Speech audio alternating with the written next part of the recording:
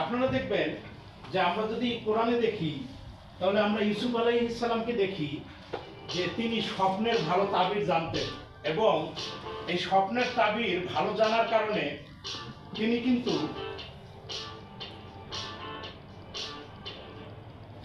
ভালো স্বপ্নের তাবির জানার কারণে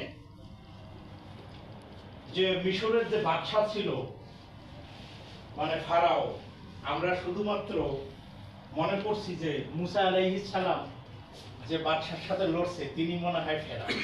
আসলে ফেরাউন হচ্ছে মিশরের বাদশার রাষ্ট্রীয় উপাধি। হযরত মুসা আলাইহিস সালাম যে ফারাওয়ের সাথে তিনি লড়েছিলেন তার নাম ছিল রামেসিস। আর ফারাওদের রাজত্ব 3000 বছরের ব্যক্তি। এই রাজত্বে মনে করেন যে মুসা আলাইহিস সালাম যে ফারাওয়ের সম্মুখীন হয়েছিলেন তিনি ছিলেন অধ্যত্ত, অবিশ্বাসী এবং খোদাদ্রোহী। আর ইউসুফ আলাইহিস সালাম যে ফারাওর রাজদরবারে গিয়ে হাজির হয়েছিলেন তিনি কেতাবের অনুসারী ছিলেন। তিনি আগের আসমানি কেতাবের তিনি অনুসারী ছিলেন এবং তিনি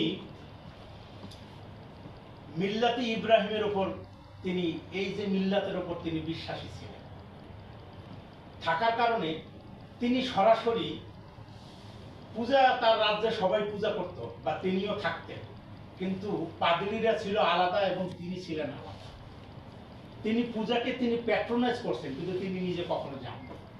কিন্তু ইউসুফ আলাইহিস সালাম যখন তার রাজ্যে যখন ইউসুফ আলাইহিস সালাম গিয়ে উপস্থিত হলেন তখন এই আমি মূল ব্যাখ্যাটা বলছি, তিনি অদ্ভুত স্বপ্ন দেখলেন। এই স্বপ্নের ব্যাখ্যা করার জন্য পাদ্রীরা ব্যর্থ হয়ে গেলেন, তারা ব্যাখ্যা করতে পারলেন না। তখন তার দরবারে একজন অপরাধী ছিলেন যাকে তিনি জেলে দিয়েছিলেন।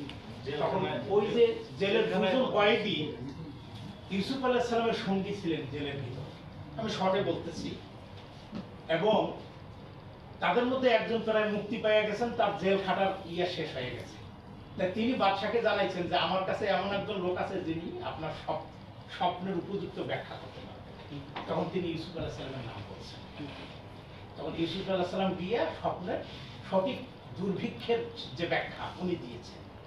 আল্লাহ তাকে ওই জিনিসে পারদর্শী করেছেন এবং তিনি পরবর্তীতে এত গভীর বিশ্বাসের মানে একটা আস্থা তৈরি হয়ে গেছে তার উপর, তিনি খাদ্য মন্ত্রণালয় যেটাকে বলে মিশরের, তিনি খাদ্যমন্ত্রীর দায়িত্ব পদ পেয়েছিলেন এবং ততদিনে এই পদ যখন তিনি শুরু করেছেন ততদিনে উনি প্রায় শয্যাশায়ী ওই বাদশাহ।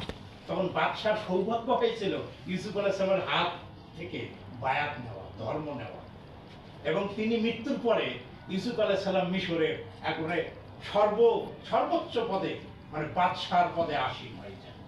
আল্লাহ পাক কিভাবে কাকে জেল খেটেছেন, কিন্তু জেল খেটে তিনি কিন্তু মানে এমনিতেই কিন্তু তিনি বিখ্যাত হন।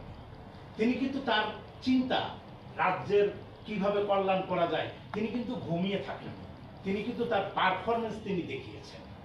প্রত্যেকটা নবী কিন্তু জমিনে আল্লাহর প্রতিনিধিত্ববাদ কায়েমের জন্য যুদ্ধ করেছেন, পরিশ্রম করেছেন, অন্যায়ভাবে কাউকে আঘাত করেন।